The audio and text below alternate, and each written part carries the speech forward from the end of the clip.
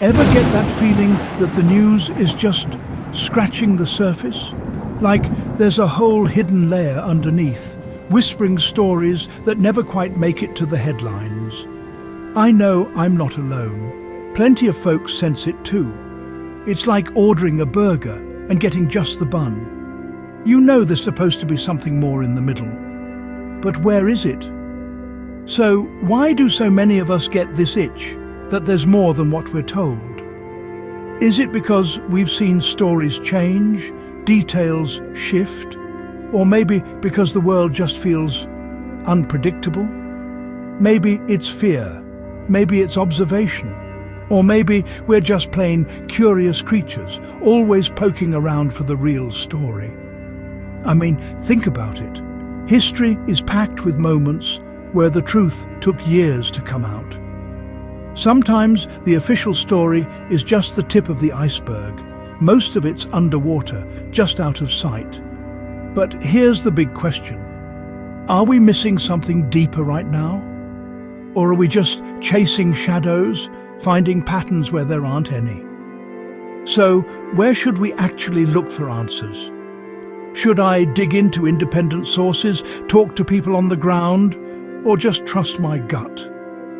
Maybe the real story is waiting, just beneath the noise. The trick is knowing where to look and being ready for whatever you might find. You know the old saying, power corrupts and absolute power corrupts absolutely. But does it really always? Let's see what the Bible has to say about that. The Bible's full of leaders who started strong and, well, let's just say, didn't end up winning any Most Righteous Leader awards. King Saul, for example, chosen by God, but couldn't handle the pressure. Then there's David, heart after God, brilliant king, but not exactly flawless. The pattern? Power can drift, especially when leaders forget who gave it to them in the first place. But does power corrupt? Not always. The Bible actually gives us some pretty tough standards for leadership. In Micah 6:8, leaders are called to act justly, love mercy, and walk humbly. That's not exactly a dictator's playbook. Now, leading in tough times, does the Bible offer any advice? Oh, absolutely. Moses led a cranky nation through the desert for 40 years. Paul wrote letters from prison, encouraging people to press on. The best leaders in Scripture were honest about the struggle, leaned on God, and here's the kicker, didn't pretend to have all the answers. Pause, slight chuckle. Are leaders always aligned with truth? If only. The Bible's blunt. Sometimes leaders get it wrong. That's why we're told to test everything, hold on to what's good, and yes, even call out injustice, respectfully. So how should we view authority? With respect, but not blind loyalty. The Bible teaches me to pray for leaders, hold them accountable, and remember, the real king's throne isn't up for election. All right, let's get real for a second. Ever wonder why human systems, governments, corporations, even your neighborhood HOA, always seem to trip over their own shoelaces? It's like watching a dog chase its tail. Entertaining, but you know it's not really going anywhere. At the heart of it, human systems are built by, well, humans. And let's face it, we're a mixed bag. We've got soaring ideals, justice, fairness, a sense of purpose. But we've also got a knack for looking out for ourselves. Self-interest isn't always bad, but toss it into a system and suddenly what's best for the group gets tangled with what's best for each individual. And if you're wondering where the divine purpose gets lost, well, it's usually somewhere between the annual budget meeting and the office coffee machine. So, is this failure intentional, or just part of the deal? Honestly, it's a bit of both. Sometimes a system's designed to favor a few. Other times, it just drifts off course like a GPS stuck on recalculating. And how does this affect everyday people? Picture standing in a long line at the DMV. That's it. That's the answer. Frustration, delays, and a growing urge to move to a cabin in the woods. But here's the kicker. When systems drift too far from doing what's right, they tend to break. People push back. Change happens. It's messy, but it's also how progress gets made. So, why do human systems fall short? Is it on purpose, or just how things are? And what would it take to get them back on track? Let's be honest. When it comes to running the world, truth isn't exactly calling the shots. If you imagine world leaders gathering around a table, earnestly seeking what's right and moral, well, that's a lovely fairy tale. Reality, it's a bit more House of Cards and a bit less Mr. Smith goes to Washington. Decisions at the very top are rarely about what's true. They're about power, control, and survival. Why tell the whole truth when spinning the facts can get you what you want, right? Stability, national interest, a sprinkle of personal ambition, it's all in the mix. Look at history. Nations have gone to war over reasons cooked up in secret rooms, while public stories spun a neat little narrative. Leaders talk about values, but behind the scenes, it's about keeping their seat at the table, and sometimes keeping their heads above water. So, what really drives these decisions? Is it about doing what's right or just what works? Can the truth be traded for a bit more order, a bit more security? I'd say just look around. Today's news is tomorrow's history, and it's written by the winners, not the honest ones. Are we seeing these patterns today? Absolutely. From boardrooms to backrooms, it's the same old dance, truth versus power. And power usually has the better dance moves. So, how does this shape our world? It means the stories we hear aren't always the stories that happened. And that's something worth thinking about next time someone promises you the truth, the whole truth, and nothing but the truth. You ever notice how the best lies aren't the wild, obvious ones? They're the ones that sneak in the back door wearing the same suit as the truth. The Bible actually warns about this, especially when it talks about the end times. Deception, according to prophecy, isn't just going to show up wearing a villain's cape. It's subtle, widespread. Sometimes it even feels right. Why is deception such a big deal in biblical prophecy? Well, think about it. If you can't tell real from fake, you make all the wrong choices, and you don't even know it. It's like trying to pick out the decaf at a coffee convention. Good luck. But how can something false actually feel true? That's the clever part. Deception works best when it's close enough to the truth to be comfortable, when it matches our expectations, our hopes, even our fears. We're influenced by what we see, hear, and yes, by what we want to believe. Sometimes we're more influenced than we care to admit. So, how do you actually spot deception? The Bible's advice is simple, but not easy. Media, person praying or meditating, someone sitting quietly reading the Bible. Stay grounded. Question what you hear. Compare it to what stood the test of time. And don't be afraid to pause and ask, am I being fooled here?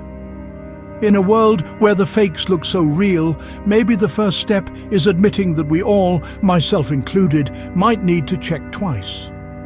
Don't just go with the flow. After all, even a river can lead you over a waterfall if you're not paying attention. Ever had a catchy tune stuck in your head? Now imagine that, but instead of a song, it's an idea. That's the subtle magic of repeated messaging. You hear something often enough and poof, it feels true. No hypnosis required.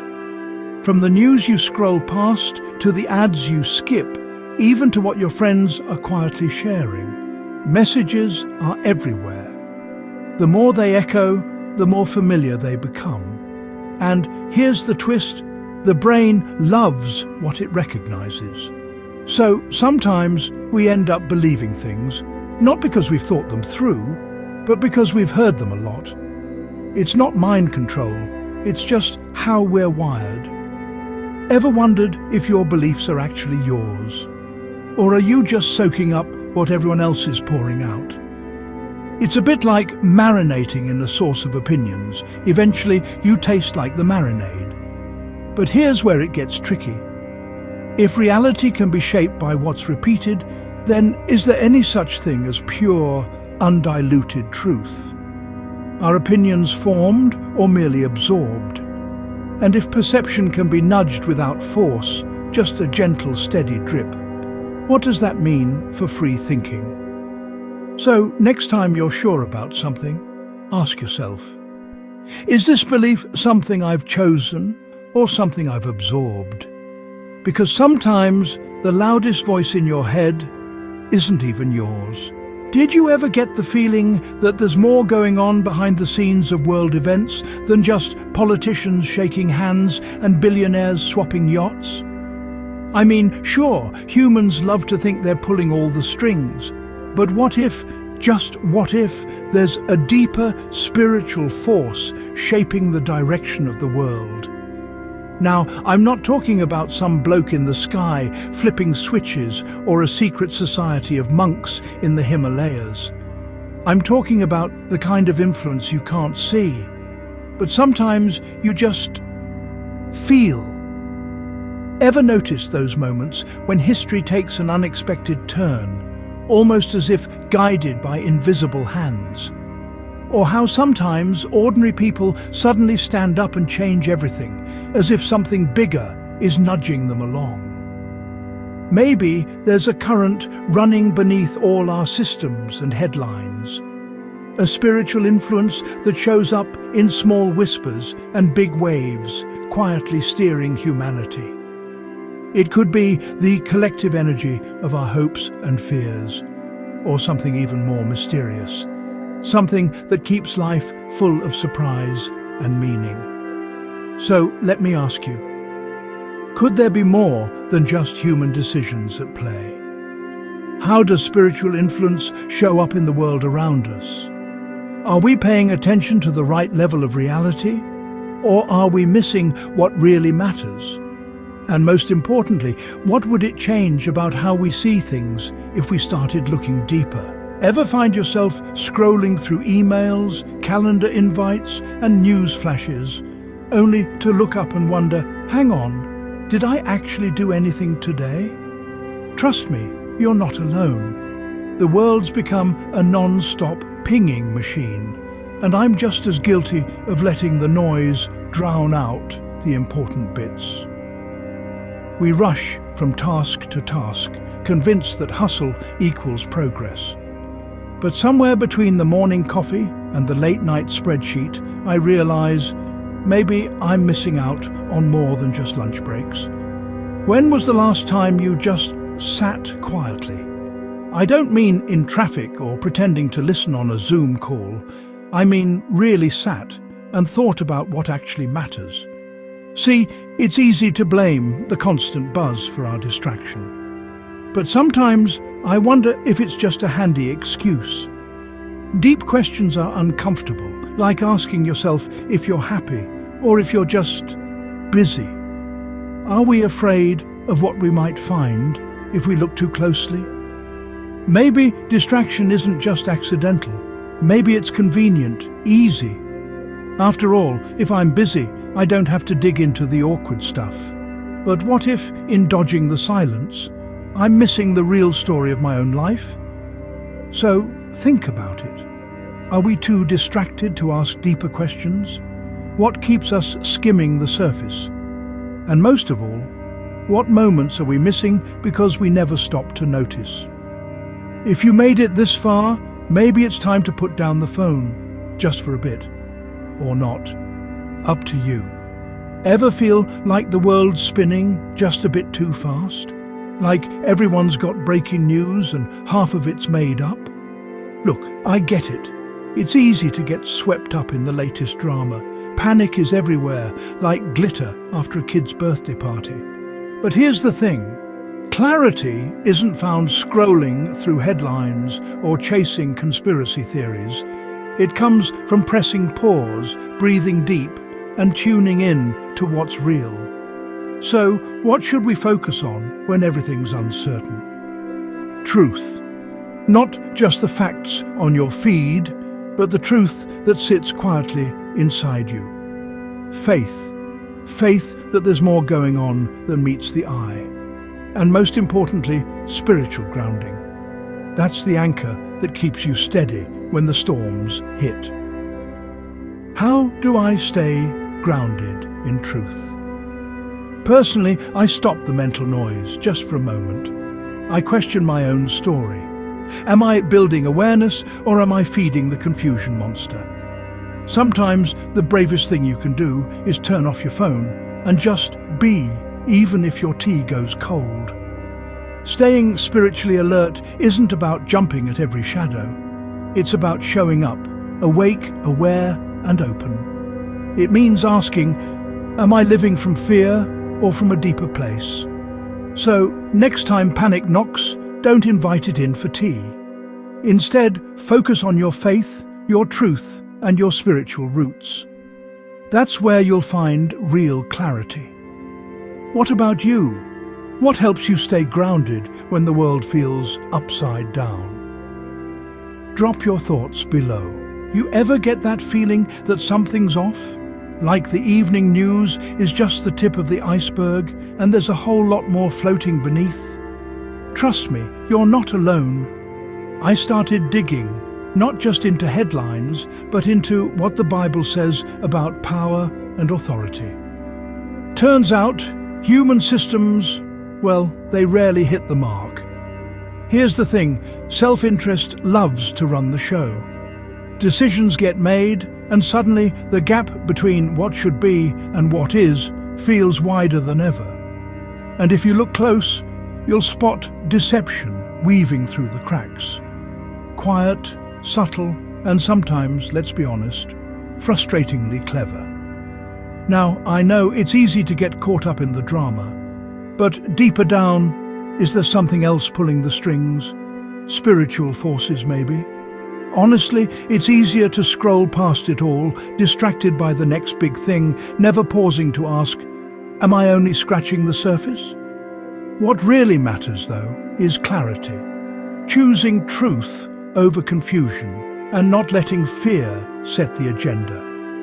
So, here's where I land. The real issue isn't just what governments are up to or what the latest headline says. It's about me, about you, about whether we're grounded, paying attention, and focused on what actually matters. Think about it. After everything you've seen, what are you choosing to focus on?